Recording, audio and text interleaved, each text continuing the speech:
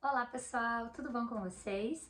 Esse vídeo é para você que tem uma certa dificuldade em compreender a ordem dos recursos, a tramitação desses recursos nos nossos tribunais, ou que por alguma razão não acabou fazendo estágio, não tem uma prática e fica mesmo complicado de compreender como que se processam os recursos, como que eles são recebidos, que recurso vem primeiro, que recurso que vem depois.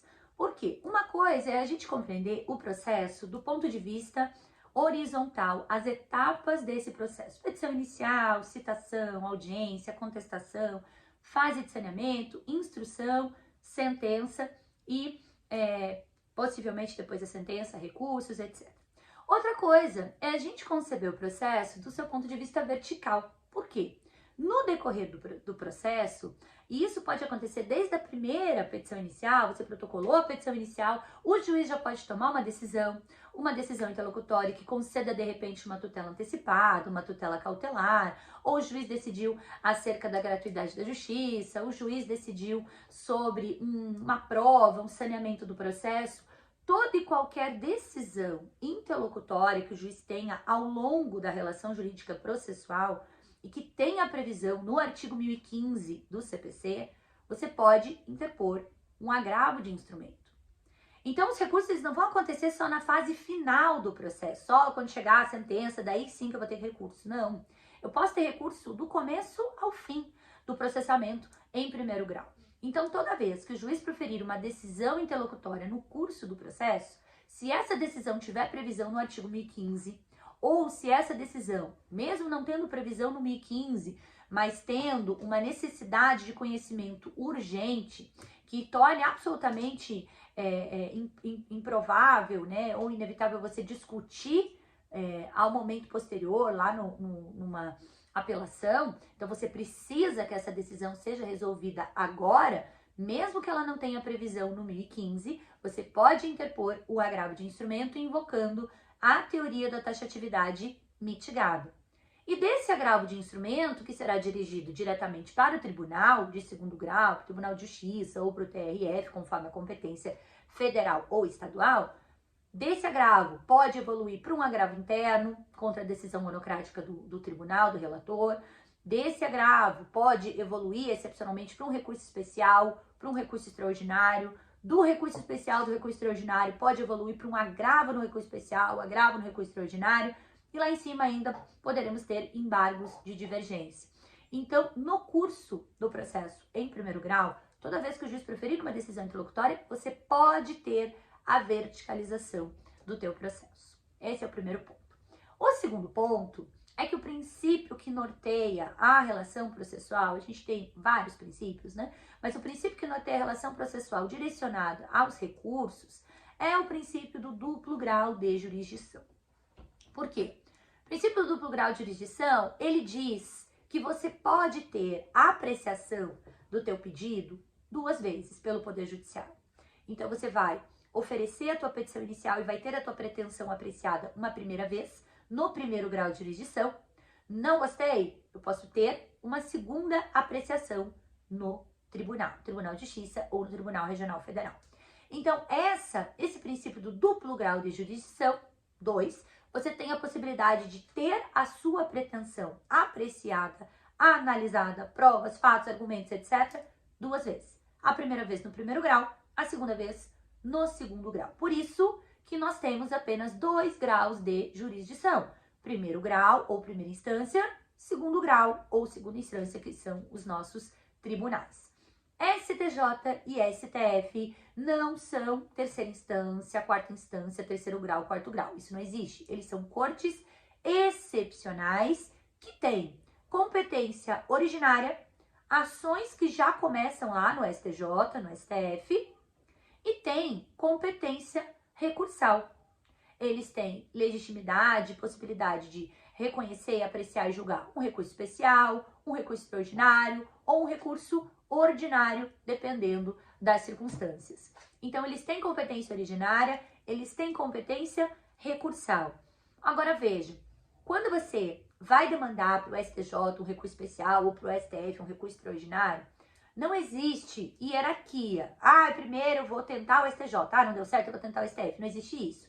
O que existe é uma divergência entre matérias. O STJ ele foi criado com a Constituição Federal de 1988 e dividiu a matéria, basicamente, né, temos várias hipóteses de cabimento, mas basicamente o STF ficou com a guarda e apreciação de recurso extraordinário contra a violação da norma constitucional, e o STJ ficou com o recurso especial contra a violação da lei federal, da norma infraconstitucional.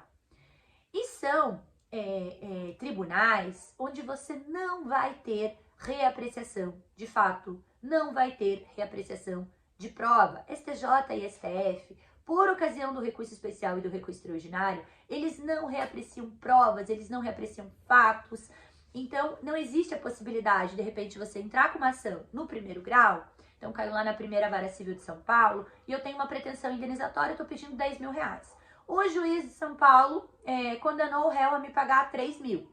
Não gostei, porque eu queria 10. Recorri para o Tribunal de Justiça de São Paulo. Tribunal de Justiça de São Paulo, como há sucumbência recíproca, dependendo da outra parte também recorreu ou não, Tribunal de Justiça de São Paulo, vamos supor, ele falou assim, não, o juízo de primeiro grau tá certo, a parte te deve 3 mil. Ou não, tá errado, te deve 4, 5, sei lá. E essa decisão, em tese, ela acabou ali, a apreciação. Eu não posso entrar com recurso especial ou com recurso extraordinário para falar, olha, STJ, STF, não gostei, que o juiz de primeiro grau condenou a parte me paga 3, o juiz de segundo grau manteve os 3 mil, então eu quero 4, 5, eu quero 10. E o STJ e STF fala, não, realmente, olhando aqui o fato, a prova tal, você tem direito a 10. Não, isso não acontece. O recurso especial e o recurso extraordinário, eles são recursos de natureza extraordinária, de matéria vinculada ao que estabelece a nossa Constituição Federal, no artigo 102, inciso 3º, e artigo 105, inciso 3º. Então, são hipóteses de cabimento que não visam a reforma, a revisão da tua pretensão. São hipóteses de cabimento que visam uma unicidade do direito. Então, quando aquela decisão, aquele acórdão do tribunal violou a Constituição Federal, cabe recurso extraordinário. Quando aquele acórdão do tribunal violou o Código de Processo Civil, o Código de Defesa do Consumidor, alguma lei federal, cabe recurso especial. Então, é para tornar íntegra a apreciação jurídica, a apreciação do direito e não para análise de fatos, de provas, de elementos e de argumentos. Então, dito isso, pessoal, o que vai acontecer? Nosso processo na horizontal, desde a petição inicial, chegou lá na fase da sentença. O juiz proferiu essa sentença. Para onde que eu vou com o recurso que cabe? Depende. Se a sentença for omissa, for contraditória, for obscura ou tiver algum erro material, cabem os embargos de declaração. São recursos previstos a partir do artigo 1022 do CPC, que visam conter essa omissão, obscuridade, contradição ou erro material. É um recurso que tem o prazo de 5 dias para sua interposição. Ele interrompe o prazo do próximo recurso de mérito e ele apenas vai apreciar esse ponto omisso, esse ponto contraditório, esse ponto obscuro. Ele vai tornar a decisão íntegra, porque ela não está íntegra, ela está incompleta, não consigo compreender, ela tem uma omissão, o juiz não se manifestou sobre algum ponto. Então, os embargos de declaração têm essa finalidade, tornar a decisão íntegra, completa. Agora ela está completinha? Agora tá. Então, agora, se você quiser, você vai poder interpor o recurso de mérito, que no caso da sentença é apelação. Agora, cuidado. Você só pode interpor qualquer recurso se você tiver interesse recursal. E o que vai caracterizar o seu interesse? Não basta você ter legitimidade, não basta você ser parte no processo, não basta você ser um terceiro prejudicado, não basta você ser um MP. Isso é o que vai te garantir a legitimidade do recurso. Mas para recorrer, eu preciso ter interesse. E o que vai classificar o meu interesse? A minha sucumbência.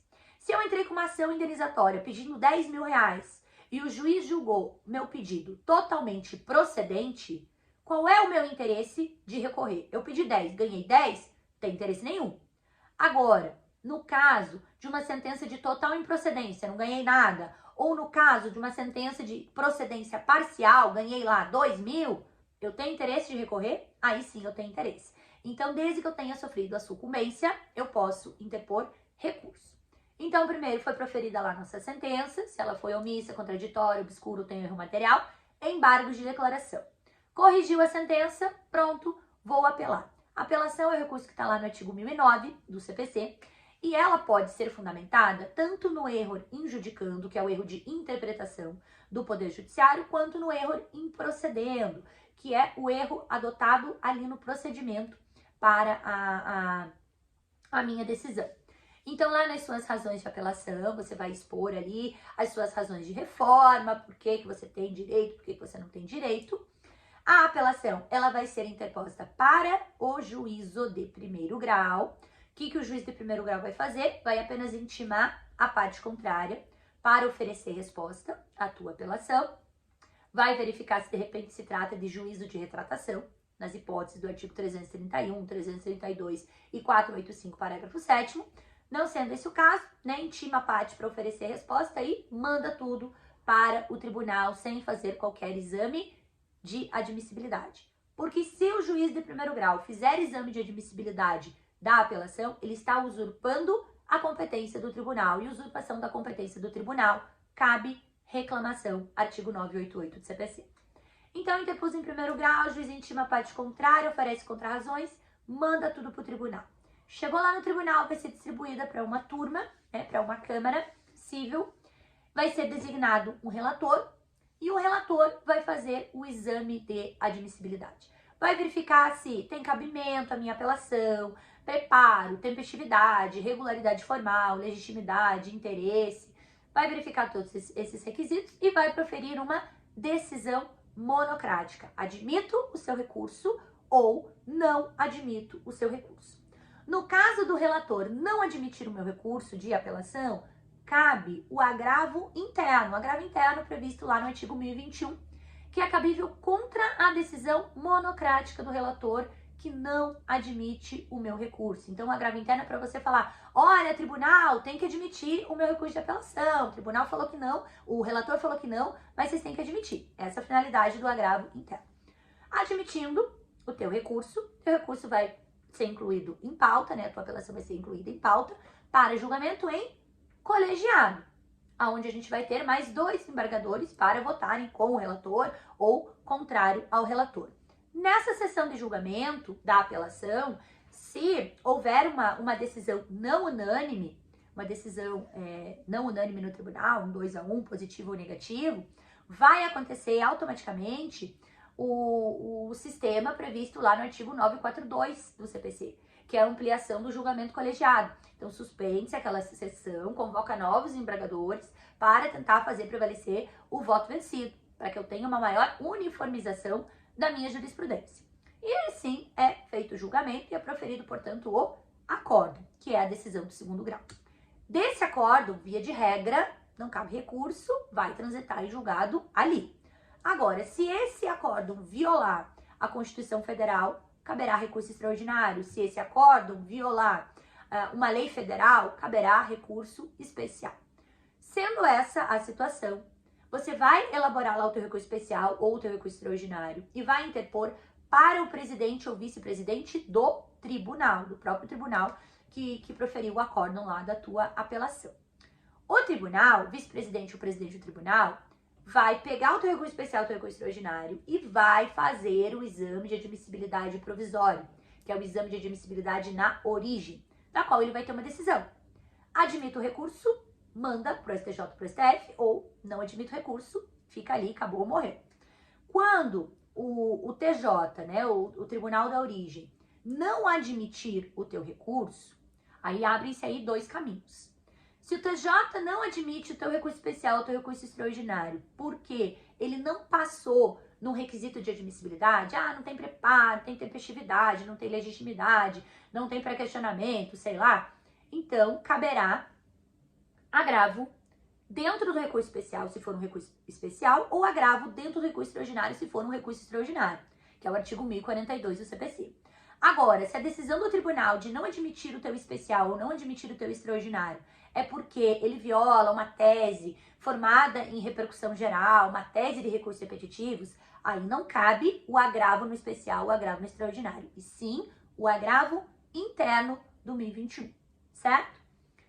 Interpôs um recurso especial, um recurso extraordinário, não admitiu, né, cabe algum desses agravos dependendo da hipótese, admitiu, vai para o STJ, vai para o STF. Chegando lá no STJ, chegando lá no STF, o STF vão fazer o exame definitivo de admissibilidade e, se passar, seguem para o julgamento do mérito, vão decidir e essa decisão vai ser o acórdão proferido pelo STJ, o acórdão proferido pelo STF. E aí também, em tese, né, se for esse o caso, acabou ali, mas existe ainda um recurso que são os embargos de divergência. Como a ideia do Código de Processo Civil é justamente conferir essa unidade, essa uniformização para a nossa jurisprudência, não faz sentido dentro de um mesmo órgão, então, por exemplo, dentro do STJ, onde nós temos 6 turmas, uma turma decidir favorável a determinada pretensão e uma outra turma decidir desfavorável. Então, quando acontecer esse conflito interno dentro do próprio órgão, dentro do STJ ou dentro do STF, cabem os embargos de divergência, onde você vai levar a tua decisão paradigma e a tua decisão fala, ó, tá errado. Primeira turma diz isso e a quarta turma diz aquilo. Então, vamos sentar e ver o que tá certo, o que tá errado. Esses são os embargos de divergência. E a qualquer momento, né, dessa verticalização processual, toda e qualquer decisão obscura, omissa, contraditória ou que tenha algum erro material, logicamente que são cabíveis os embargos de declaração, que são recurso de forma e não um recurso de mérito, de conteúdo. Independentemente do momento, primeiro grau, segundo grau ou perante os tribunais superiores, em algum momento, essa decisão vai transitar em julgado.